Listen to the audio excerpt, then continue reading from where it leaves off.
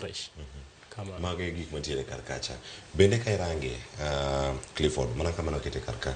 Oganda gi yudo hola madonjo ka gi kacha weche mag dongruok miwacho ni onego bed ni imed dhire kapok ka uywe masani. En ang'o minyalo medo e wiye kanyo kotenore kod kaka piny Kenya oikore mano mag chulo gope mapono no gintiere godo. Iwinjo kae mano kuom ranyisi mano renewable energy mabende Ida Victor kuna wacho korka koru ka un jogo mantiere e lony mag weche go mag alwora. Pono no ka irange bende hola gi osebed ka ichulo giga kata pacho. Gima timore ni ka dok chien matin e wach declaration mar summit. The Western world kata the global north osebedo ka bedo gi pledges mang'eny ni wadhi timo kama, wadhi miyo debt relief higa ka higa, to mano gima ok tim ang'owa ok timre.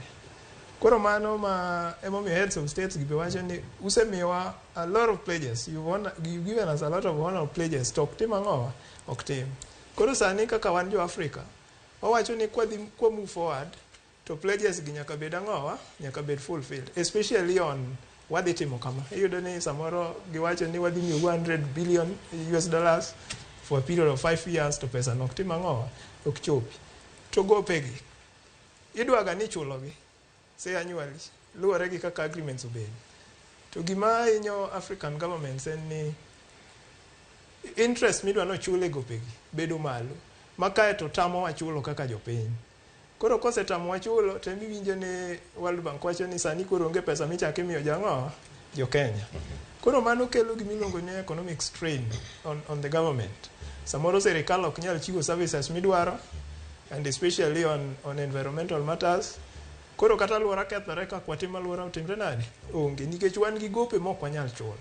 To the global north be wacho ni kokuchulo to onge mwacha kwatimu nade mwacha kwa miyo. To pesa ni be idware mondo chopi. To migolo oko ma jo oko gikelo pacho ka en hola miwacho ni koso en mana grant michiwo. Ingeni the global north kata miyo mana grant.